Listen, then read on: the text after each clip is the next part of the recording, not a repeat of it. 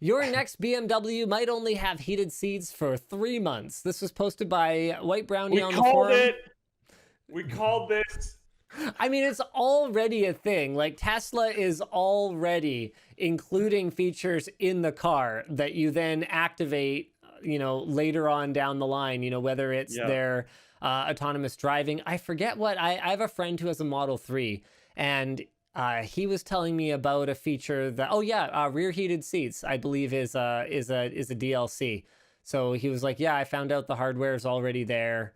And it's just like you have to pay to unlock it or whatever. I'm like, really? So here you go. After charging for access to CarPlay on a subscription basis, holy smokes, I didn't even realize it was a subscription basis.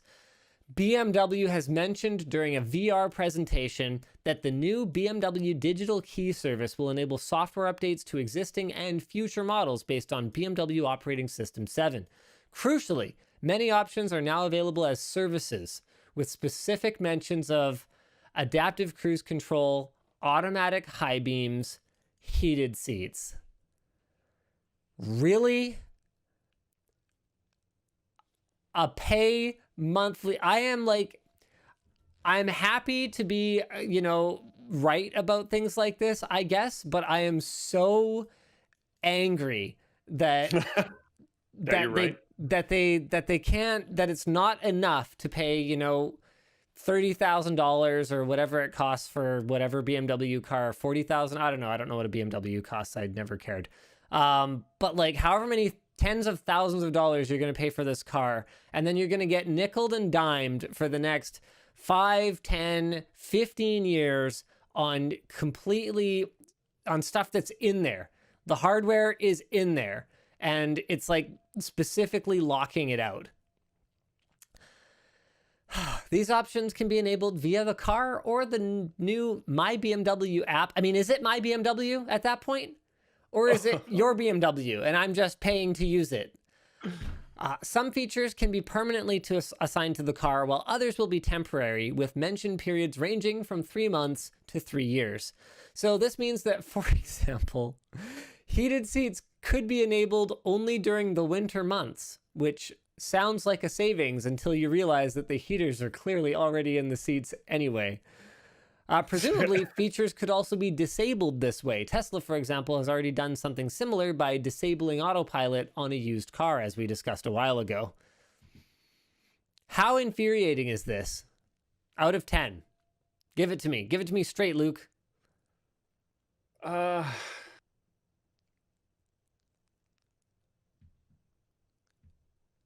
don't know. I think we'll see over time, because if it's done through the app, it probably doesn't go with the car, right? So if it doesn't go with the car, then it would erode the resale value of the car potentially. Mm-hmm. Or they are shrinking their product stack, sort of, if that makes sense. Because they'll sell less variants of cars. Yeah. Because all the cars will have the stuff in it. Yep. So you simplify the number of actual discrete SKUs that the dealers need to carry on the lot. So far I've heard only justifications that are good for BMW, though. Oh yeah, for sure. Outside of that, you got to give me a number, Luke. I want your number. How infuriating? Yeah. How infuriating is this? I think it depends on how much this stuff costs. Because does it? Why? Why does it matter? Yeah, I think it does. Why does it matter? Because if they make it so that over the course of, let's say, do we know what's the average time someone owns a new car for? I have no idea, because I don't think that I only bought a new car once in my life, and B, I'm only 3 or 4 years into owning it, so I have absolutely no context for it whatsoever. I do remember reading an interesting article about how it's more common for millionaires to drive like an older vehicle than it is for people who are in like a significantly lower tier of wealth. So it's almost It's actually not surprising like to they me. kind of like outgrow a car as a status symbol, and it becomes just like, yeah, well, what, like, yeah, I don't know, it's a car or whatever, like check out my yacht, you know what I mean? Like, Sure. Okay. like the penis measuring is less about something that rolls and more about something that floats, Yeah. um Um, well, I just looked it up. Apparently, in 2017, it was determined that average length of car ownership was 79.3 months or nearly 7 years. So, if you would end up saving money, which now that I know that it's you 7 won't years, I highly doubt, you won't um, then that would be cool. But again, now that I know the average time is 7 years, I seriously doubt it. And I suspect that this is just a one on top of the other cost saving measure from BMW and everyone else, where they want to have less variance in their models and they want to make more money over time. And they probably want to be able to make money from people that buy the car off someone's secondhand. you know what's gonna happen you know what's gonna happen because this is, I'm calling it right now, the incumbent car manufacturers feel threatened right now. They feel threatened by Tesla. They feel threatened by new upstart manufacturers that, quite frankly, like the car industry is going through a period of massive disruption right now. So they're threatened by newcomers like Tesla. They're threatened by newcomers like Nikola. More importantly, they're threatened by low cost car manufacturers who are coming from places like China, where labor is cheaper, access to raw materials has the potential to be cheaper, and the expertise that your Volkswagens and BMWs and Hondas and Toyotas of the world have built up over the last 100 years is not going to be worth as much as it used to be. I think they feel very threatened because the internal combustion engine is still going to exist for a very, very long time, in much the same way that, a satellite phone still exists. Like, there's going to be a point in the future where it's just all battery powered. That's going to happen. So what's happening, what I'm predicting now, what I'm calling right now, is that they feel threatened and they're finding ways to extract more profit out of the customers that they can retain over the next 5, 10, 50 years. Linus talking about something he has no idea on. Lol. No, actually, this is going to happen, but you believe whatever it is that you believe. And then what's going to happen is they're going to introduce these consumer unfriendly policies, like charging a subscription fee in order to access features that are built into the hardware of the vehicle. And Chinese manufacturers are going to come in at a fraction of the price. They're going to start out worse. We've seen it happen with Japanese cars, even going back of quite a few decades at this point, but they came in kind of sucking, but being lower cost compared to the incumbent North American car makers. And then over time, they grabbed market share by being cheap. And then they used that market share and that volume of sales to improve their quality and eventually took over. Now we're going to see the same thing happen, but it's going to be cheap Chinese electric cars. Or if it's not Chinese, it'll be Indian, or it'll be something else. And I think the Germans are going to be in trouble when they're running around trying to charge 30, 40, 50, 60, $80,000 for a vehicle that you then have to pay these like stupid, ridiculous monthly fees for. And it's the kind of thing that has a very, very, very long-term effect. So yeah, it might not impact them for the next 7 years or even 14 years. And I chose those numbers because you were saying it was about 7 years was the life cycle of a car for a brand new owner. Is that right, Luke? That was the average? Yeah.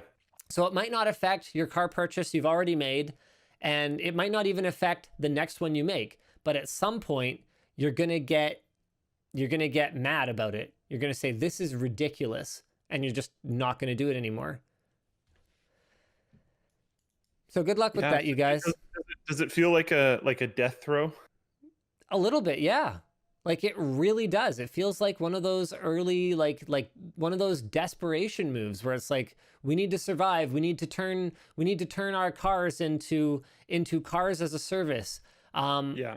But that's not going to happen. What's going to actually happen is cars as a service is going to be more of a fleet ownership thing, and they're just going to go to whoever is the lowest bidder because that's a commodity business at that point. And so if you're going to try to build your business around maintaining that experience and that relationship with the customer, antagonizing them by charging them extra for things that already exist in the hardware is probably the wrong way to go about it. Yeah. Some people in chat are saying that they don't think that the cost of the hardware inside the car will be subsidized. I think it probably will be to a certain degree on the high end, if that makes sense. So like I suspect the high end cars cost will go down a little bit, but I suspect the low end cars cost will go up a little bit, and they'll probably find a way to make it so that they don't really lose money on the hardware and they're able to charge subscriptions overall. Yeah. Out of principle, I will not buy a car that has a subscription fee to use. There, I'm saying it right now. I will not What do if it. there's no options? What if there's no options other than that? What if Other than every that, single car requires some form of subscription? And it because okay, so oh, I don't think they'll all do it. There's no way. what if like something in the car has a subscription but you don't care about it? But then I'm implicitly supporting this business, aren't I? Yeah. Not even implicitly. I am explicitly supporting that business. If it becomes the norm that like every car has some form of subscription thing in it, what do you think? Also, what do you? Someone in chat said just jailbreak it. What do you think about that? Hacking cars is already a thing. It is Hacking already a cars thing for the benefit of the user, I don't think is a thing yet. That's a thing. That's a thing. There's a Canadian company that was offering Tesla's, what's it called? I don't know. It's some kind of performance boost thing on the Model 3. They were offering it at half the price of the Model 3. Now, I'm gonna say that I think that that's fairly Selling hacks. selling hacks is probably not going to take off the way that these guys hope it might. But in terms of, jailbreaking slash rooting, I would be supportive of something like that if it weren't for my discomfort around the amount of autonomy that future cars are going to have and how that might impact it. I mean, what if it was not implemented quite correctly and it caused some kind of system malfunction and you run over a lady walking her dog? That's a life ending slash life altering thing. And I just, maybe I'm just being paranoid, but I don't think that when it comes to a motor vehicle that I would be interested in any kind of like hacky feature alteration, honestly. I don't know if that was your original question. No, anymore. it kind of was. I suspect that type of reasoning will be why they will be able to hold on their grip to their subscription model. We've got a couple good examples. Hold on, Luke. Let me jump in here really quick. We've got a couple good examples of things that already exist as options in cars. So OnStar is an example of a service where the hardware is in the car, but you don't get it unless you subscribe to it. That's fair. But OnStar is, in my opinion, not an applicable example because OnStar has actual like concierge service, like people that you can call and talk to, when you need help after an accident or whatever. And my understanding is that some of that monthly cost would actually go towards maintaining a cellular service subscription, which is something that, for better or for worse, is something that we have to pay for on a monthly basis. That's just like how that works. There's no, just like government subsidized, everybody has a basic cellular connection thing. So that's one example. Another example is Sirius XM radio. So that, again, I don't feel is an applicable example, because here you are actually licensing access to content. So to me, that's more like a subscription to YouTube Music or Spotify, and It's less. not literally sending power that you are generating through fuel to a device in your car. It's more than that. Yeah. So I disagree. I disagree with those examples. I don't think those are the same thing. Yeah. Someone brought up a really interesting point in the YouTube chat about how modifying or jailbreaking your car could have insurance implications, and that's a really great point. And I could 100% see that happening, even if the modification that I made did not in any way affect the safety of the vehicle. If you know, knock on wood, if something were to happen and my insurance didn't cover me, all of a sudden I could be on the hook for paying. I mean, it is very easy for an insurance claim to be $1 million, $2 million, $5 million. You could end up in a situation where, because you wanted to go a little faster and didn't feel like paying Tesla the money, your insurance is invalidated and you're in debt for the entire rest of your life. That's a life-changing, life-ruining That's interesting, because decision, you know how potentially.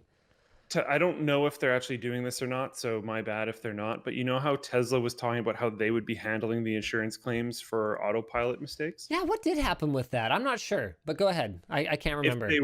If you mess with their car, I'm sure they wouldn't. Oh yeah, I So if wouldn't they're think going so. to like take control essentially of the insurance of their cars, they can take control of basically the viability of hacking the car. Yep. Yep. Another really interesting point, this is again in the YouTube chat, is, one thing that offends, hold on, where are you? Okay, sorry, I didn't catch your name. Oh, R Potter TGT16, terrible username. Try better. One thing that they brought up was heated seats are heavy and reduce gas mileage. I don't want to lug those around if I can't use them. That's a great point, because not only is there just the offensiveness of buying hardware that you don't get to use unless you buy it again, but there's the wastefulness, and not just the wastefulness of including those materials in the seats in the first place, but the wastefulness of just burning gas to carry around weight that you are never going to use. Yep. Kind of brutal. I hate it. I hate it. So there you go. I'm saying it now. I will not buy a car that has a monthly subscription fee for features that Again, I though, what if consider to be there's no hardware. option? If there's Will you just buy like super old cars at that point? there, Like say we're 20 years in the future. These cars became an absolute norm 5 years from now. So you have to buy 15-year-old cars. Would you do that? okay, I want to 5 say years after that, you'd buy a 20-year-old car? I want to say yes. I want to say yes, but I also told myself I'd never buy DLC, and I did buy a couple DLCs for Anno 1800. With that said, they are like completely new regions that were designed. They're not just like dumb skins or whatever. And I've put a lot of hours into the game, and these are exactly the kinds of justifications that have people spending $150, $200 on a game these days, which is brutal. To be fair, does it feel more like expansion-y It does content? feel more like an expansion pack, which I have bought before and I don't inherently object to. And I did follow my expansion pack policy, in the sense that I waited for all the DLCs to be done and wrapped up, so that I know that there's one final price that I'm paying for the entire rest of the content that goes with that game. So I didn't like buy one season's pass and then another season's pass. I waited until the comprehensive season's pass was available, that includes everything forever, and I got that one, and it includes everything that was ever out before and everything that's coming after that. EDC Forum A said that we missed the mark on the lower manufacturing costs of streamlining the production of the seats so that they all just contain the heated seats. So that's a fair point. That is a very fair point, because it simplifies the product stack and saves something. Like it adds efficiency there. But my counter to that is that if you're improving the efficiency of your product lineup in that way, then it really isn't that difficult. Like if it really isn't worth it to you to take the heating element out, then you could probably just not charge that much more, and heated seats could just be a standard feature on your cars, which would be pretty sweet.